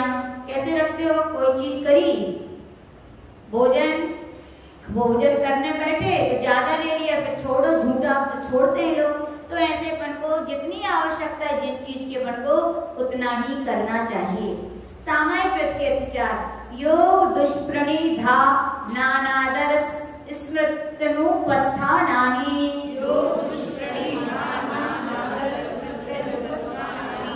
तो यहाँ पर कह रहे काय दुष्प्रणिधान, सामायिक करते हैं तो उस समय शरीर को निश्चल करना चाहिए, ये नहीं बंदर की तरह ऐसे फिर ऐसे। कई लोग तो बिल्कुल नटखटिया से लगते हैं, कई लोग ये ऐसे होते हैं, घूम कुछ काम हुआ फिर उड़ गए, फिर काम हुआ फिर उड़ गए। सामायिक चल रही है। आचार्य बोलते थे सामायिक है, कोई खेल नहीं है। आचार्य बोलते चरिया है, उसकी चटनी मत बनाओ। क्या बोलते थे? चरिया है, आपके मोक्ष मार्ग में साधन है।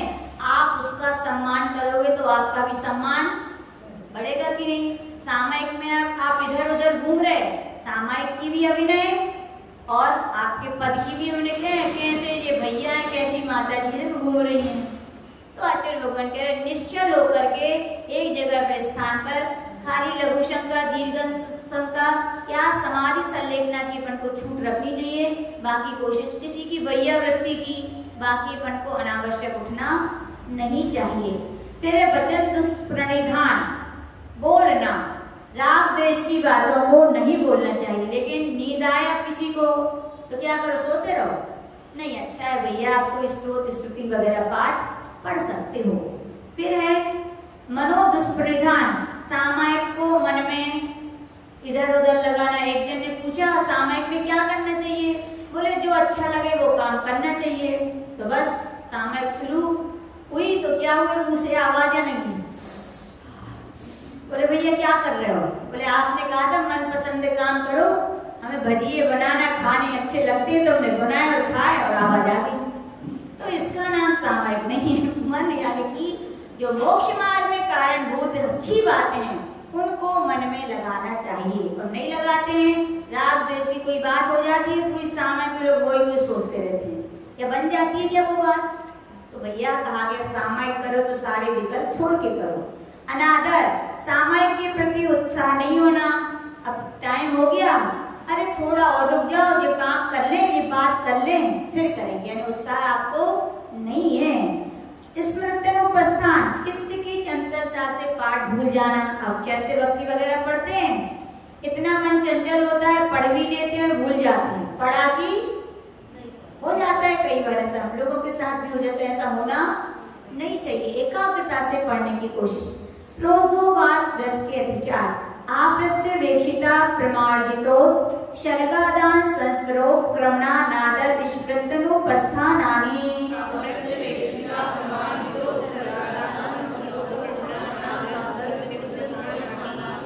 यहाँ पर दो शब्द हैं, अप्रत्यवेक्षित और अप्रमार्जित।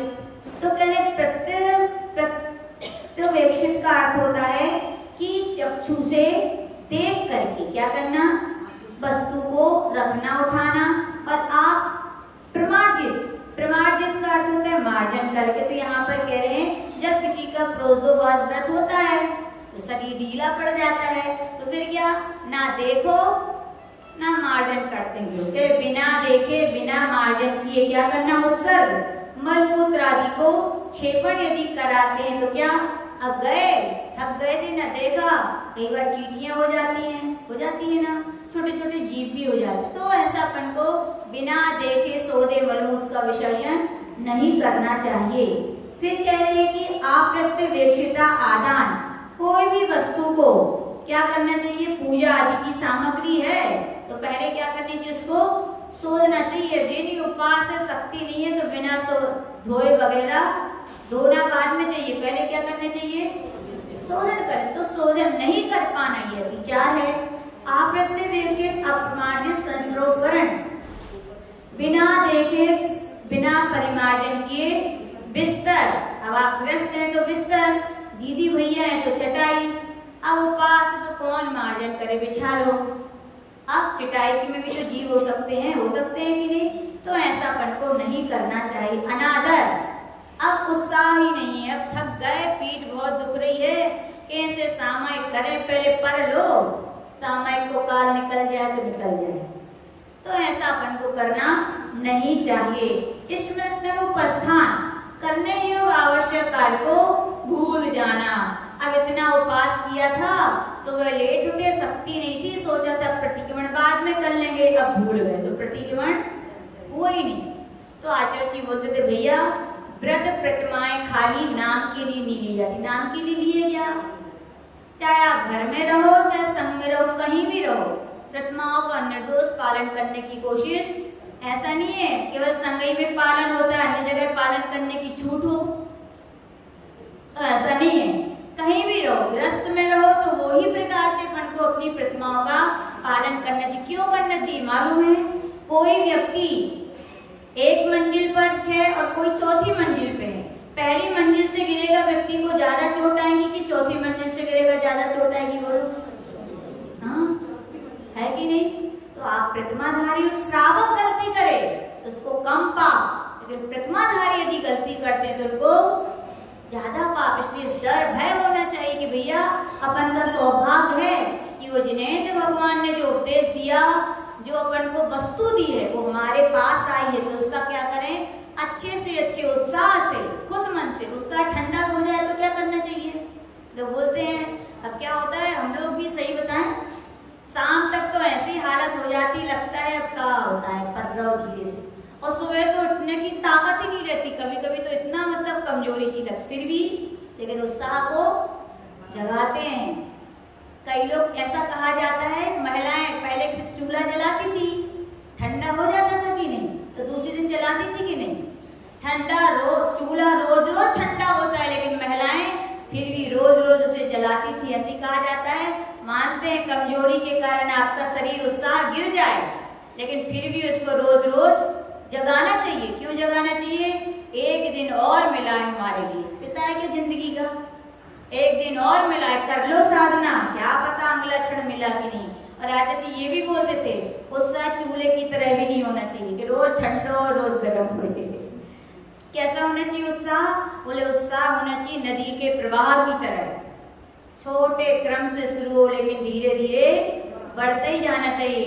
समुद्र के तरंगों की तरह नहीं, आ और हाय मियाँ और गए मियाँ, ऐसा उत्साह नहीं होना चाहिए। यानी कि व्रत लिए हैं, बड़ी खुशी से आनंद से उनका पालन करना चाहिए। भोग परिभोग व्रत के अतिचार, परिमाण व्रत के अतिचार कह रहे हैं। सचित्त संबंध सम्मिश्रा विशद उपहारा,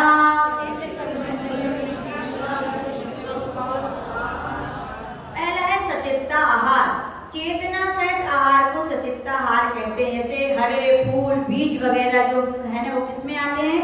सचित्ता आहार में। तो ऐसा आहार जिन्होंने व्रत ले लिए, भोग परिमाण, लोग कहते हैं हमारी थोड़ी सचित्त त्याग प्रतिमाएं, हम तो खा सकते हैं सब। नहीं भैया, भोग परिभोग तो व्रत ले लिया आपने, तो आप भी ऐसी चीजें नहीं खा सकते हो। फिर आचार्य कह रहे सचित्त संबंध आहार, जिसका सचित्त वस्तुओं से जिसका संबंध हो गया। जैसे पहले के समय में घी वगैरह आते थे, चमड़े में हींग वगैरह रख के आती थी, चमड़ा क्या हो गया? सचित्त, और आहार उसमें रखा है तो क्या हो गया? ये सचित्ता संबंध आहार। तो ऐसी वस्तुओं में रखा हुआ आहार अपन को नहीं करने का। या पत्ते तो क्या टूट गए तो ऐसा। फिर है सचित्त सम्मिश्रा, सचित्त आहार है लेकिन सचित्त जो भोजन है अपना उसमें जीव मिल गए, ऐसा आहार करना। जैसे कि अचार, अब उनको मिल गए वो सब, तो आचार्य जी ने पूछे, आचार्य जी सचित्त संबंध में और सचित्त सम्मिश्र में क्या अंतर है? तो आचार्य जी बोलते थे सचित्त संबंध में तो अलग किया जा सकता है, चमड़े में वस्तु रखी तो दोनों को अलग कर सकते हैं, लेकिन सचित्त सम्मिश्र में दोनों मिक्स हो गई है, अचार में जीव हो गए, कर सकते हो क्या अलग? तो ऐसा नहीं कर सकते, तो उसका नाम क्या? सचित्त सम्मिश्रा। लेकिन पुराना अचार लेना, ये तो नया ले लो। अब इस आहार, जिस आहार के करने से बैल की तरह लोग हो जाते हैं, यानी कि काम उत्पादक जैसे गरिष्ठ आदि भोजन अपन को नहीं करनी चाहिए। और है दुपक आहार, जो ठीक से पका ना हो, अध पक्का हो, ऐसा भोजन भी नहीं। क्यों नहीं करना चाहिए? करोगे। एक बार हम लोग झांसी में थे, नीरस था हमारा, तो क्या हुआ, अब उनके यहाँ सब में नमक वगैरह सब मिला था, तो क्या करें? तुमने ठीक है भैया पानी पी लेंगे और क्या करेंगे, अब क्या करें, जहाँ थोड़ी लौटेंगे, अब ये तो परीक्षा की घड़ियां हैं, इसमें पास होना चाहिए। तो एक आंटी को याद, अब माता जी वो खीर बनी है ना गेहूं की, तो हमने आधी की खीर बनाई थी, आधे ओले रखे थे, तो उनने ले आए और चला दिए, और हमने भी बढ़िया ओम सोहा ले लिए। अब जैसे ही आए, अब वो पेट में फूले और पेट फूल गया, 3 दिन तक भारी वेदना हुई। तो वेदना हुई, साधना में तो अंतर आया, स्वाध्याय में अंतर बताया। तो बोलते हैं ऐसे अध कच्चे या पके आहार करना नहीं चाहिए। और फिर जब पेट वगैरह दुखेगा तो सिकाई होगी, अब सिकाई होगी तो असंयम होगा कि नहीं होगा। तो आचार्य भगवान कह रहे अध कच्चे और ऐसे भोजन करने से ये नुकसान होता है, ठीक है ना, इसलिए नहीं करना चाहिए। अतिथि संविभाग व्रत के अतिचार, सचित निक्षेपा विधान पर व्यपदेश मात्सर्य कालातिक्रमा।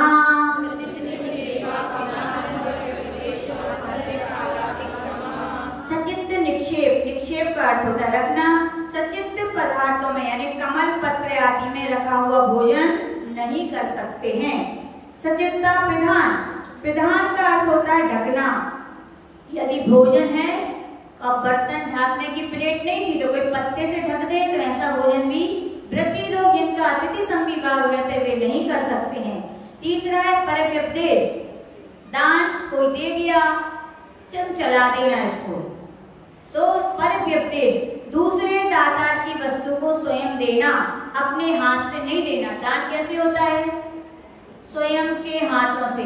कई लोग पैसे दे जाते, बोले हार दान में चला दो, अब हार दान में पैसा चलाओ। तो याद रखना पैसे कोई आहार दान में नहीं दे। सही तरीका आहार की सामग्री देके जाओ, पैसे का कोई आहार दान नहीं होता है। मात्सर्य, दान में अनादर का अभाव या दूसरे को देखकर ईर्ष्या होना। अरे भैया ये देखो, जब भी चौका लगा तो पहले नंबर इन्हीं के यहाँ होते, बड़े महाराज हो चाहे बड़ी माँ कोई भी आ जाए, और उसका पुण्य है दाने दाने पे लिखा है, और उनका नियोग है साधुओं का उसी घर में। क्यों? उनने पहले चौके लगाए होंगे तो संबंध पूर्व से चले आते हैं, तो आज भी संबंध बने हैं।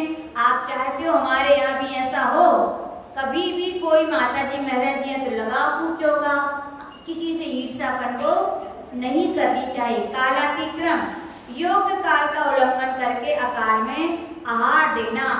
अब कोई कहे शुद्धि का पानी लाओ, तब नहीं लाना चाहिए। सीधा देख लिया घड़ी में 9:30-10 बज गए, भोजन की बेला होगी तो अपने आप अपन को जल भर के शुद्धि का निवेदन करना चाहिए। आचार्य महावीर कीर्ति महाराज काठी सुनाते हैं, जब तक श्रावक आके 5 अर्घ ना चढ़ा दे तब तक वे शुद्धि को नहीं जाते। विनय करो, ऐसी थोड़ी है कि बस। तो ये कालातिक्रम। सलेखना व्रत के अतिचार, जीवित मरना संशय मित्रानुरा सुखानुबंध निदानानि।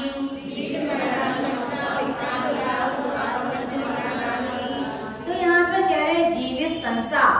सलेखना व्रत 12 वर्ष की होती। कितने वर्ष की होती? उत्कृष्ट 12 वर्ष की लोग ले लेते हैं। फिर उसका क्रम होता है 12 वर्ष में आपकी हो जानी चाहिए, उसका उल्लंघन किया तो 2 सतिचार। तो 12 वर्ष में यदि अपन जैसा आगम में विधि कही है ना, इतने वर्ष ये उपास करो ये त्याग करो तो पक्का ही हो जाएगी, लेकिन कई लोग नहीं करते हैं, उल्लंघन हो जाते। तो आचार्य भगवान कह रहे सलेखना धारण करने के बाद अब क्या होता है, सलेखना धारण कर ली, लोगों को पता चल जाता है भाई सलेखना खूब बढ़िया सेवा हो रही है, बढ़िया बढ़िया। तो अब हे भगवान तनक और जी लेते तो अच्छो रे, तो बढ़िया सेवा हो ही रही है, आहार बढ़िया चल ही रहे हैं, अब का करने जल्दी जाके। तो ऐसा जीने की इच्छा भी नहीं करनी चाहिए। मरना संसार, अब बीमार हैं, उठा लो भगवान जल्दी, अब नहीं सो जा रहा, तो तुम्हारे कहने से भगवान उठावे वाले नहीं है जब तक तुम्हारी आयु है। लेकिन ऐसा भावना करने से दोष लगता है। फिर कह रहे हैं कि मित्रानुराग, अब अंतिम समय, इनको बुला दो उनको बुला दो, एक बार तो देख लेते फिर कभी मौका मिले। अरे भैया अब ये सब मत देखो, किसको देखो? पंच परमेष्ठी भगवान, अपनी आत्मा को देखो, यही समझे जाने वाले, बाकी तो सब तो लेकिन याद करते हैं तो अतिचार लगता है। मित्रानुराग, सुखानुबंध, पूर्व काल में भोगी हुई सुखों की याद करना। अरे अब तो खटिया पे डले उसको ही बन रहो, पहले तो दौड़ लगा के काम कर लेते, ऐसे दांत हते चना खट्ट खट्ट चबा जाते, अब करते रहो तुम याद, कभी होने वाला है। सल्लेखना का समय भैया, इन सब बातों को भूल करके अपनी आत्मा की समाधि की भावना याद करो। तो फिर कह रहे हैं सुखानुबंध हो गया, मित्र सुखानुबंध, निदान। और निदान, हे भगवान अब इतनी अच्छी हमने जिंदगी भर साधना करी, इतनी अच्छी हम समाधि संलेखना करें, अब तो हमारा जन्म होए तो कहाँ होए, कहाँ होए, स्वर्ग में जाए, स्वर्ग में। तो आचार्य भगवान कह रहे निदान नहीं करना चाहिए। क्यों नहीं करना चाहिए निदान, पता है? क्योंकि मांगने से इतनी वस्तु की कीमत इतनी हो जाती है। जिस उपास से संलेखना से मोक्ष मिल सकता है, और आपने क्या मांग लिया, स्वर्ग जैसी छोटी वस्तु, तो आचार्य भगवान के निदान नहीं करना चाहिए। शिष्य पूछे भगवान दान में क्या विशेष किसे कहते, तो कह रहे हैं अनुग्रहार्थम स्वस्याति सर्वो दानम। अनुग्रहार्थम अपने और पर के उपकार के लिए, स्वस्य अपनी वस्तु का दान करना क्या कहलाता है? ऐसा नहीं चौके में गए उठाई, ये उठाया वो दे दिया, वो दान करा, दान हो गया क्या? आपने चोरी कर ली, हम तो कहीं क्योंकि पूछे नहीं, पहली बात तो आपने उठाई और दे दी, पूछा क्या आपने कभी श्रावक से? सबसे बढ़िया पद्धति है किसी के चौके में पूछो भैया हम आ सकते हैं, उसका मन ना हो और आप घुस गए तो उसको कितनी संक्लेशता होगी। हम लोग हमेशा सिखाते थे, दीदी थे तब भी पूछ के जाते थे, किसी के भी हाल हम लोग आ सकते हैं। अभी भी माता जी बन गए तो निशोधन के लिए जाएंगे तो पूछ लेंगे भैया हम आपके चौके में आ सकते हैं क्या? बड़े विनय भाव, क्यों बिना पूछे चले गए तो विरुद्ध राजतिक्रम हो गया, चोरी हो गई, और उठाई वस्तु और दे दी, क्या किया? चोरी हो गई। तो क्या करें, सबसे श्रेष्ठ है पूछ के जाओ और अपनी वस्तु लेके जाओ। कभी भी दान करने जाओ तो खाली हाथ नहीं जाओ। अब ये भी जरूरी नहीं है आप जो ले जाओ वो चले ही, और हम लेके आए माता जी आप ही ने तो कही थी खाली हाथ नहीं आने, हम ले ये चीज जो कोई जरूरी नहीं है भैया। उपदेश दिया था खाली हाथ ले, कई लोग अड़ जाते ले आप ही ने तो कही थी ले, अरे ये कोई जरूरी, हमारा स्वास्थ्य है, हमें अपना स्वास्थ्य भी तो देखना है। स्वास्थ्य के प्रतिकूल यदि वस्तु लेंगे तो अनिष्टकारी है, अपक्ष हो जाएगी वो हमारे लिए, साधना में विघ्न करेगी। आप कितनों का हो, हम आपकी बातों में आने वाले नहीं है। आप चाहे बुरी मानो चाहे अच्छी मानो, हमें क्या लेना, 4 महीने की बात है, जज ले। अपन तो आगम की बात सिखा रहे हैं, उपदेश दिया कि खाली हाथ मत आओ। अब चले या ना चले इसमें विकल्प मत करो, आप बढ़िया यानी कि अपनी ही वस्तु का क्या करना चाहिए, कुछ नहीं है तो लौंग तो है, सौंफ तो है, जीरा तो है, कुछ भी नहीं है तो पानी तो मिल जाए भैया कुएं को, अपनी शुद्धि से ले आओ। तो आचार्य भगवान कह रहे हैं अपनी ही वस्तु का, और किसके लिए, उनकी साधना में सहायक, किसके लिए ध्यान दिया जाता है, खाली इसके लिए नहीं कि हम आए सो ले, उनकी साधना अच्छी हो, वो स्वस्थ रहें। अब तुम लेना है नहीं और चला ले, अब उनको तबीयत कुछ भी हो सकती है, उनके अनुकूल नहीं है, तो अपन को ज्यादा ऐसा भी नहीं करना चाहिए। शिष्य पूछे भगवान दान का फल हमें अच्छे से अच्छा मिले तो हम क्या करें, तो सूत्र करें विधि द्रव्य दात्री पात्र विशेषा तद विशेषा। विधि विशेष, विशेष शब्द सबके साथ जोड़िए, विधि विशेष। विधि का अर्थ होता है नवधा भक्ति। क्या होता है, बहुत सारे ग्रंथों की टीकाओं में आप मूलाचार देख लो, कार्तिक उपेक्षा, बहुत सारी टीकाओं में यह विधि यानी क्या, नवधा भक्ति। हाँ, तो यानी कि जिस व्यक्ति की जितनी विशेष नवधा भक्ति होगी, जितनी श्रद्धा भक्ति से उसको पुण्य उतना ज्यादा मिलता है। फिर है द्रव्य विशेष।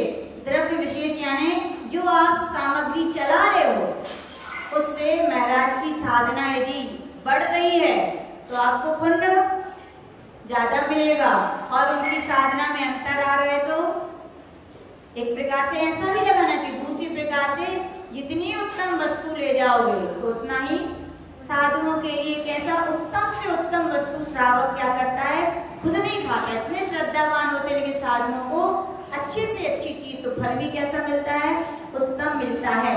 फिर विधि दात्री। दात्री का अर्थ होता है दाता, देने वाले के अंदर भी दाता के 7 गुण होने चाहिए, श्रद्धा भक्ति तुष्टि विज्ञान अलुप्तता सत्व क्षमा।